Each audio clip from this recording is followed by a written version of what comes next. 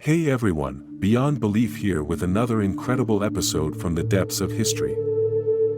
Today, we're diving into the Enuma Elish, a Babylonian epic that predates the Bible by millennia and tells the story of the universe's creation, divine battles, and the birth of humanity. Get ready for a wild ride through myths and monsters, as we explore how gods clashed, chaos raged, and a young hero named Marduk rose to establish order. We'll meet a primordial sea goddess, witness the shaping of the cosmos, and learn how humans came to be, all wrapped up in one mind-blowing ancient story. So buckle up, curious minds, because this one's gonna take you beyond belief. Hit that subscribe button or follow button depending on your platform and join us on this journey through the Enuma Elish. The Enuma Elish, also known as the Seven Tablets of Creation, is a Babylonian creation story whose title means, "When on high." The story depicts the mighty god Marduk's victory against chaos and the establishment of order at the creation of the universe. The story, also known as Enuma Elish, was discovered on tablets in Ashur, Kish, Ashurbanipal's library at Nineveh, Sultantepe, and other excavated sites around 1200 BCE. Their colophons, on the other hand, show that they are all copies of a much older version of the narrative, dating from far before the time of Hammurabi of Babylon, 1792 to 1750 BCE, the king who raised the god Marduk to the status of patron deity of Babylon. It is thought that the story in its current form, with Marduk as champion, is a modification of an even older Sumerian structure. Because Marduk, the young god's hero in their struggle against Tiamat, is of Babylonian provenance, the Sumerian EA/Enki or Enlil is assumed to have played a prominent role in the original version of the myth. The copy discovered in Ashur features the god Asur in the primary role, as was customary in Mesopotamian cities. Each city's god was always thought to be the best and most powerful. Because the majority of the manuscripts discovered are from Babylonian scribes, Marduk, the god of Babylon, plays such a big role in the story. Nonetheless, EA plays an essential role in the Babylonian version of the Enuma Elish by creating humans. To make the long story short, the story, one of the world's oldest, is about the birth of the gods and the creation of the universe and humans. There was only undifferentiated water spinning in disorder at the beginning. The waters separated into sweet, fresh water, known as the god Apsu, and salty, bitter water, known as the goddess Tiamat. The union of these two entities, once differentiated, gave rise to the younger gods. These young gods, on the other hand, were extraordinarily loud, disturbing Apsu's sleep at night and distracting him from his job during the day.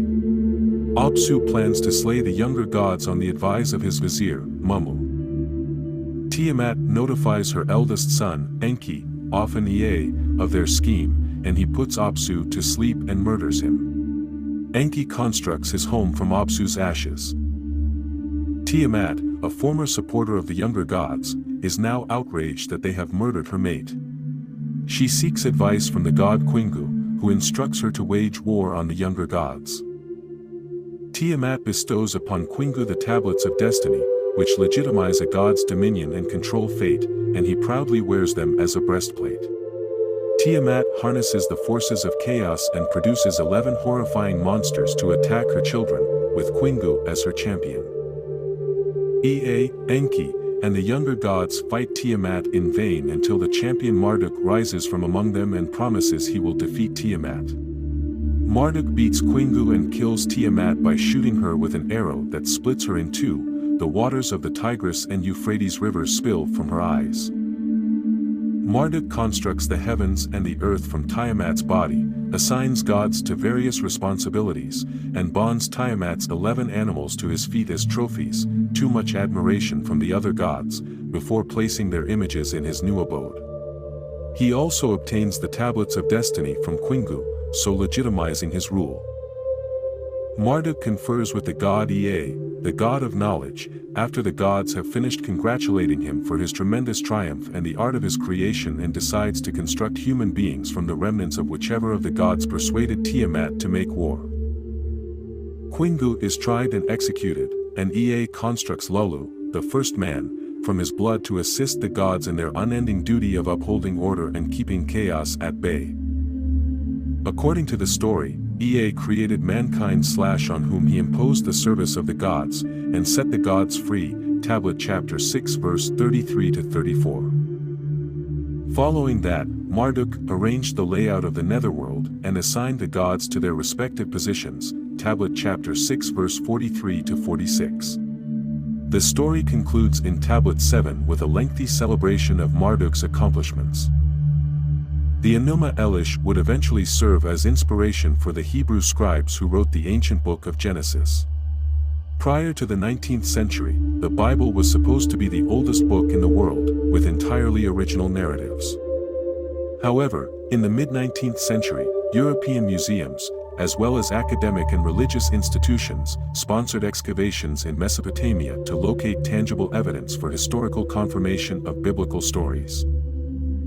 These investigations discovered just the reverse, in that after cuneiform was translated, it was discovered that a lot of Bible accounts were Mesopotamian in origin. Famous legends like the fall of man and the Great Flood were created and written down in Sumer, then translated and modified in Babylon and rewritten by the Assyrians before being adopted by Hebrew scribes for the versions found in the Bible. Although the core paradigms of biblical narratives and Mesopotamian myths are similar, there are important variances, according to researcher Stephen Berkman. If you found this video mind-blowing, smash that like button and let me know what part blew your mind the most in the comments below. If you're curious to dive deeper into the world of Mesopotamian mythology, check out our previous videos. Until next time, stay curious, keep exploring, and remember, the universe is even weirder than you think. See you soon.